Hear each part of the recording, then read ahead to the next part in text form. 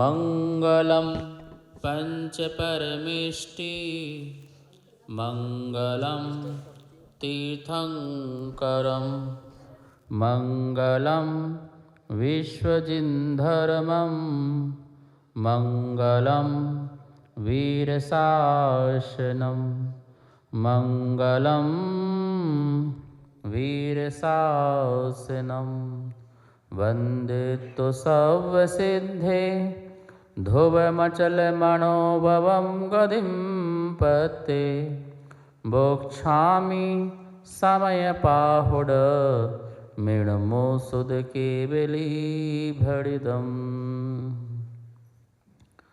भगवान महावीर स्वामी की जय कल्याणी महावीर वाणी अपन समय सार रूप में पढ़ रहे हैं। आचार्य कुंद स्वामी द्वारा यह ग्रंथ प्रस्तुत किया गया है। ईसा की दूसरी शताब्दी में, ईसा पूर्व दूसरी शताब्दी में यह लिखा गया है। 415 श्लोक अमृतचंद स्वामी की अपेक्षा और जय सेन स्वामी की अपेक्षा 439 जो है गाथाएं इसमें हैं। समय सार आत्मा का सार है। हमने आचार्य कुंद के बारे में आपको पहले बता चुके हैं। आज से जो है समय सार का मंगलाचरण होगा। कोई भी ग्रंथ प्रारंभ करने के पहले मंगलाचरण होता है, जिससे मंगल आचरण हो और मम पापम गालति मंगलम, जो मेरे पाप को गलन करे, गलाए, नष्ट करे। हिंसा, झूठ, चोरी, कुशील, परिग्रह ये 5 पाप होते हैं और 5 पाप मैं अपने अंदर से निकाल सकूं, इस भाव से हम प्रभु को स्मरण करते हैं।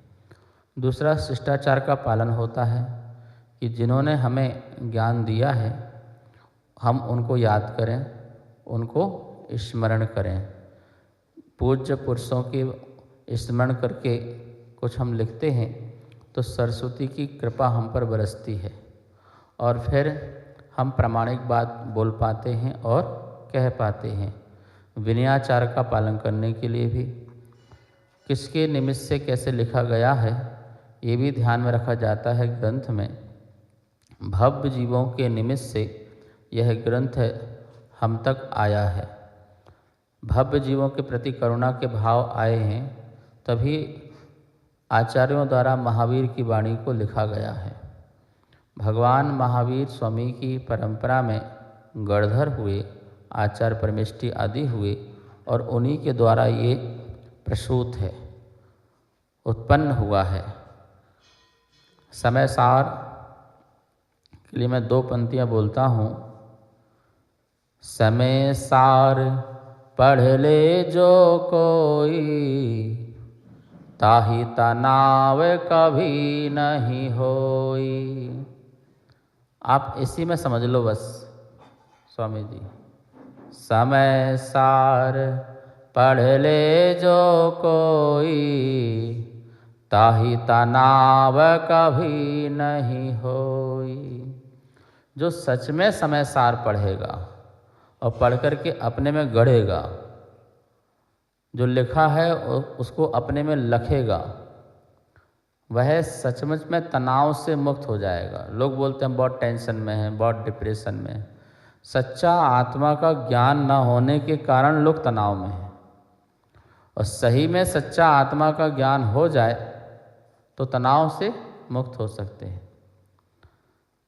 आत्मज्ञानी जो है वो मुनिराज होते हैं। कौन होते हैं? मुनिराज ही आत्मज्ञानी होते हैं। आप सब तो आत्मा के ज्ञानी होते हो। क्या होते हो? आत्मा के ज्ञानी होते हो, पर आत्मज्ञानी नहीं होते हो। पंडित जी है, आत्मा के ज्ञानी होते हो, मतलब आत्मा के बारे में जानते हो। आत्मा के बारे में जानना और आत्मा को जानना, दोनों में अंतर है ना। आत्मा के बारे में तो कितना भी जाना जा सकता है और लोग जानते हैं, अभी खड़े कर दो, किसी भी खड़े कर दो, 1 घंटा कोई भी बोल सकता है, जितना चाहो उतना बुलवा लो। लेकिन जब कर्म के उदय आते हैं तो उस समय आत्मा को जानना। माता जी क्या करना? उस समय आत्मा को जानना। बुखार हो रहा है तो आत्मा को जानो कि बुखार किसको हो रहा बताओ। सिर में दर्द हो रहा है तो आत्मा को जानो। महाराज जी जुखाम नज़ला हो रहा है तुम्हें तो किसको जानो? आत्मा को जानो। तो फिर पता चलेगा कि आत्मा होती क्या है। सर्दी, गर्मी, भूख, प्यास, ठंडी, गर्मी, जो कुछ सारी चीज़ें हैं, मौसम, हर मौसम में आत्मा को जानो तो समझ में आएगा कि आत्मा क्या है। लेकिन हम सर्दी गर्मी महसूस कर रहे हैं, इसका मतलब ही हम पुद्गल को जान रहे हैं क्या? यदि मुझे सर्दी में उपयोग जा रहा है तो मेरा पुद्गल में उपयोग जा रहा है। मेरा गर्मी में उपयोग जा रहा है तो मेरा पुद्गल में ही उपयोग है। मैं आत्मा को कहाँ जान रहा हूँ? उस समय तो आत्मा के बारे में जान रहा हूँ बस। आत्मा को यदि आत्मा को जाने आत्मज्ञानी तो ना सर्दी ना गर्मी। समझ में आई ना? जो गोबर होता है उसमें बाल फंस जाए और सूख जाए, और जो पनीर होता है उसमें बाल फंस जाए तो बाल किससे आसानी से निकलेगा? आत्मज्ञानी ऐसे फंसे हैं। आत्मज्ञानी पनीर में बाल की तरह फंसे हैं और आत्मा के बारे में जानने वाले गोबर में बाल की तरह फंसे हैं कि बाल खींचो तो क्या होना है? बाल टूट जाएगा। समझ में आया ना? सम्यक दृष्टि ज्ञानी है पर आत्मज्ञानी नहीं है।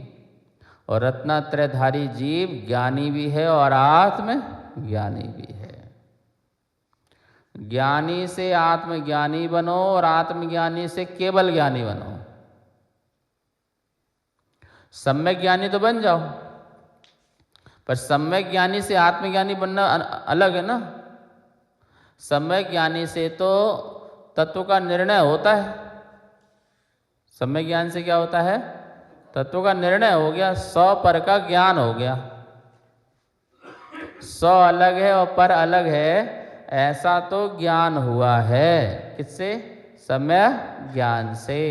लेकिन पर से उपयोग हटा करके 100 में रमना, ये सम्यक ज्ञान से नहीं होगा। इस सम्यक ज्ञान की अवस्था में जो चारित्र की स्थिरता है उससे आत्मज्ञान होगा। क्या होगा? आत्मज्ञान होगा। और जब आत्मज्ञान होगा तो पर के प्रति उपयोग ही नहीं जाएगा, 100 में उपयोग जाएगा। तो अभी तो हमने अनादि से पर को अपना मान रखा है, 100 को तो जाना भी नहीं है। अनुभव तो बहुत दूर की बात है। जान भी लेते तब भी 50% सुखी हो सकते थे। सम्यक दृष्टि 50% सुखी होता है और चारित्र धारण कर ले तो 100% क्या हो जाए? सुखी हो जाए। तो 50% के पार्टनर तो बन जाते हैं।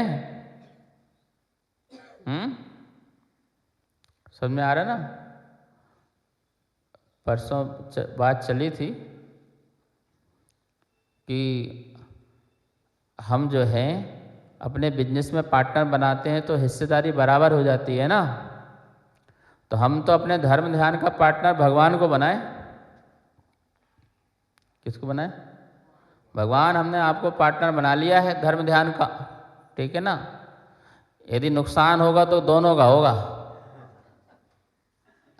और फायदा होगा तो बोलो दोनों का होगा। तो देख लेना भाई, जितना काम मेरा है उतना काम आपका भी है, क्योंकि हमने आपको क्या बनाया है? अपना धर्म ध्यान का पार्टनर बनाया है, ठीक है ना। तो पार्टनर बनोगे तो पार्टनर के साथ ज़्यादा समय दो, ज़्यादा डिस्कस होगा, ज़्यादा समय दो, ज़्यादा चर्चा होगी, ज़्यादा बात होगी, प्लान बनेंगे और काम अच्छे होंगे। ठीक है ना। मंदिर आए 10 मिनट के लिए आए, भाग लिए, तो पार्टनर बोलेगा दिन भर तो मैं बैठता हूँ दुकान में, ठीक है ना, और तू 10 मिनट बैठ करके भाग जाता है, धर्म ध्यान कैसे होगा?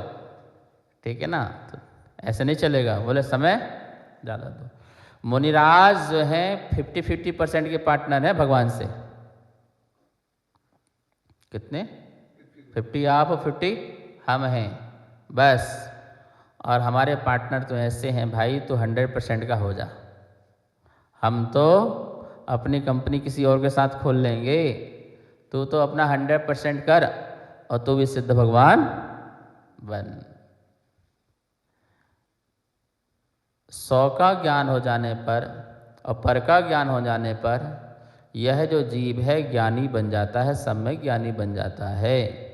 लेकिन पर के उपयोग को हटा करके 100 में जब रमता है, 100 में जब जमता है, रुक जाता है, स्थिर हो जाता है, तो वो आत्मज्ञानी बन जाता है। समय सार आत्मज्ञानियों के लिए है, समय सार आत्मज्ञानी बनाने के लिए है। जो भी समय सार पढ़ लेगा निश्चित ही उसके तनाव समाप्त हो जाएंगे, तनाव रहित हो जाएगा। फिर उसको एक ही लाइन याद हो जाएगी जो हमारे बड़े भ्राता श्री कहते हैं, जो है सो है। फिर एक लाइन याद रहेगी, जो है सो है। और फिर मेरी लाइन आपको याद रहेगी, जो हूँ सो हूँ। क्या? जो है सो है तो पूरा वर्ल्ड आ गया। हमें वर्ल्ड से करना क्या है? पूरे 3 लोग से करना क्या है? जो हूँ सो हूँ बस। जो है सो है ये तो ज्ञानी का विषय है, और जो हूँ सो हूँ ये आत्मज्ञानी का विषय है। तो पहले तो ज्ञानी बनो, तो 50% सुखी हो जाओ। जो है सो है में 50% का सुख मिलेगा, और जो हूँ सो हूँ तो उसमें 100% का सुख मिलेगा। स्वामी जी, जो हूँ सो हूँ, जो प्रभु है वो मैं हूँ। जैसा प्रभु का स्वरूप है, सिद्धों का स्वरूप है, वैसा मेरा स्वरूप है। तो जो हूँ सो हूँ, जो वह है वह मैं भी हूँ। ऐसा भाव जब आता है तो आत्मज्ञान प्रकट होता है, आत्मज्ञानी बन जाते हैं हम। इस समय सार के मंगलाचरण के उच्चारण करते हुए और देखेंगे कि किस बात की आचार्य भगवान प्रतिज्ञा लेते हैं कि जय कल्याणी महावीर वाणी को मैं सुनाऊं। तो मैं प्रतिज्ञा लूँगा कि मैं इसमें क्या कहूँगा, और जो मैं कह रहा हूँ वह मेरा भी नहीं है। इस बात की भी वो आपको जो है संकेतात्मक भाषा से आपको संकेत करेंगे कि भाई ये मत समझ लेना कि कुंद कुंद अपनी बोले जा रहे हैं। मैं तो एकमात्र प्रस्तोता हूँ,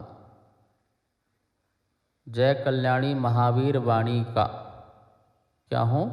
प्रस्तोता हूँ। जो कल्याण करने वाली ऐसी महावीर की वाणी है उसका मैं प्रस्तोता हूँ, प्रस्तुति करने वाला हूँ। मैं इसका अर्थ करता नहीं हूँ। मैं शब्द का कर्ता हो सकता हूँ पर अर्थ का कर्ता मैं नहीं हो सकता हूँ। अर्थ का कर्ता तो मूल भगवान महावीर स्वामी हैं, जहाँ से परंपरा से मुझे ये ज्ञान प्राप्त हुआ है। हम सब लोग सबसे पहले इसका उच्चारण करते हैं। बंदित्तो, बोले सभी, बंदित्तो सौव सिद्धे ध्रुव मचल मनोवम, ध्रुव मचल मनोवम गदिम पत्ते वोक्षामि समय पाहुड़ मृणमो सुद केवली भड़िदम वंदे तो सौवसिद्धे ध्रुवमचल मनोभवं गतिं पत्ते वोक्षामि समयपाहुड मृण्मो सुद केवली भड़िदम।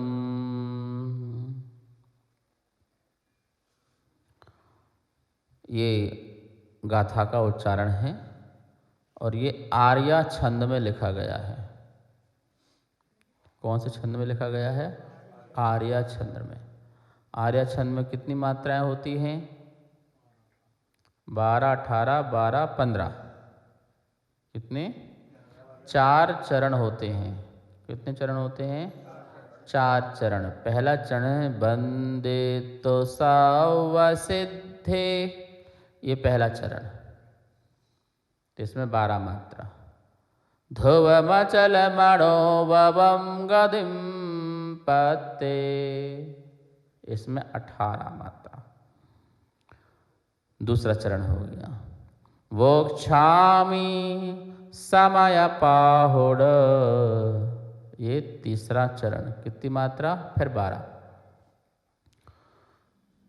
मृण्मो सुद केवली भड़िदम, ये चौथा चरण। इसमें 15 बना। तो 12, 18, 12, 15, मतलब पहला चरण और तीसरा चरण में कितना है? 12 12 है। और दूसरा और चौथे चरण में कितना हो गया? 18 और 15। ये हर छंद की बोलने की अपनी चाल होती है, उसका स्वर होता है।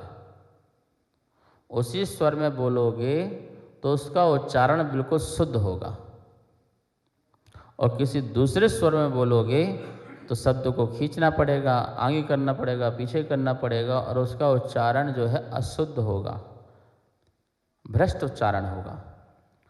तो शिष्ट उच्चारण करने के लिए छंद को उसी चाल में ही हमें बोलना चाहिए। 4 चरण हैं और 4 चरण के बोलने की चाल भी 4 प्रकार से है।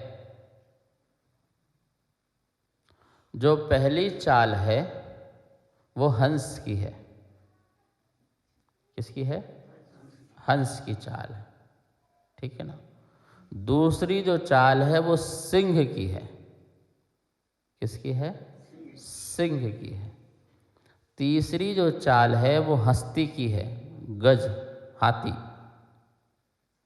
और चौथी जो चाल है वो सर्प की है। किसकी है? पहली हंस की। पहले चरण में हंस की तरह उड़ो, ऐसे लहराते हुए आराम से।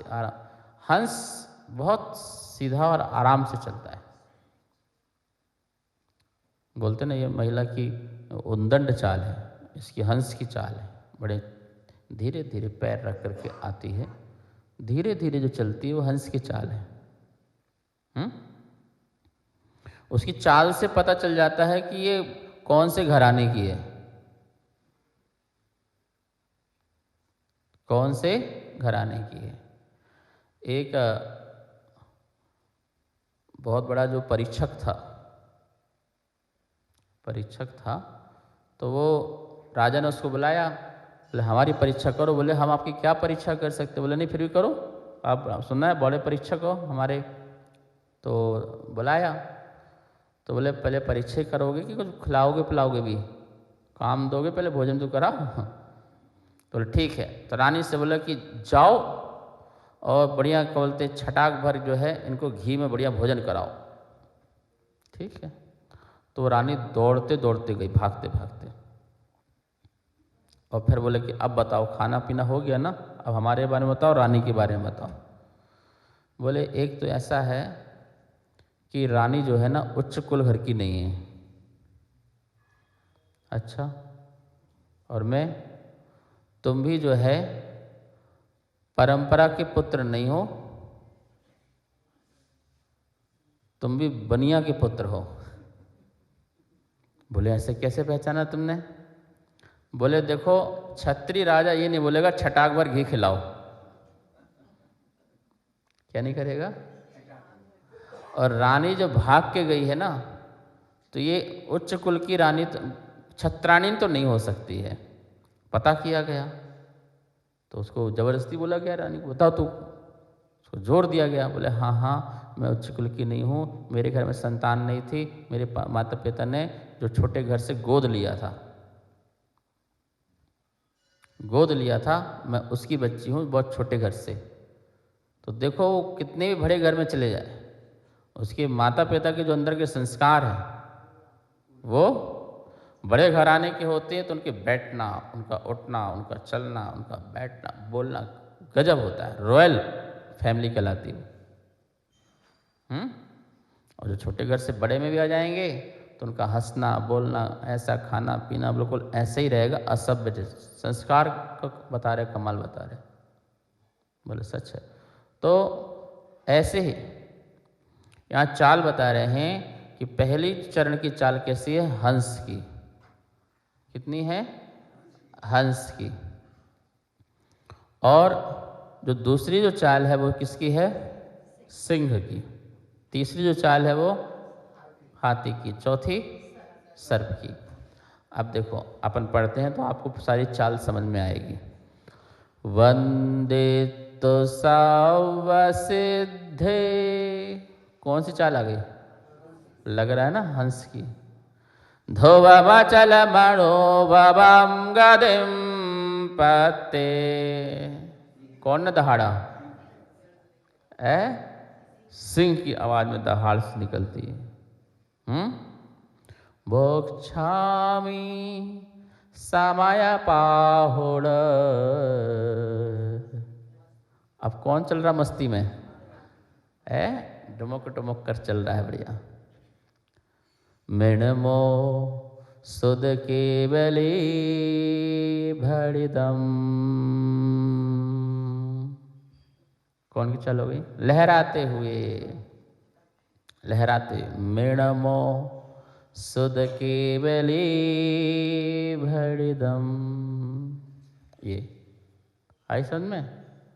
वंदे तो सावसिद्धे ध्रुवमचल मनोभवम गदे पते, मोक्षामि समय पाहुड़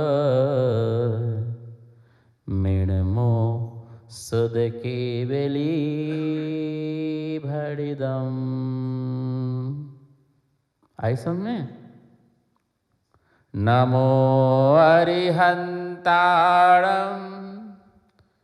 नमो सिद्धाणम, नमो आयरियाणम, नमो उवज्जायाणम, नमो लोये सौवसाहूणम।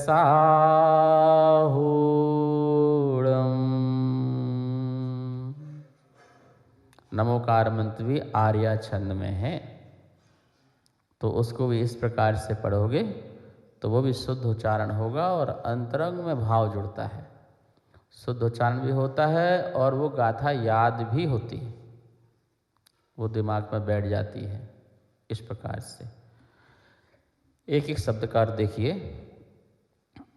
ध्रुव मचल मनोभवम, ध्रुव अचल और अनुपम, गदिम गति को, पत्ते प्राप्त हुए, सौवसिद्धे सर्व सिद्धों को, वंदितु नमस्कार करके, इडम ओ अहो भव्य, सुध केवली भड़िदम शुद्ध केवलियों के द्वारा कथित यह समय पाहुड़म समय सार नामक प्रावृत अर्थात शास्त्र बोक्षामी कहूँगा।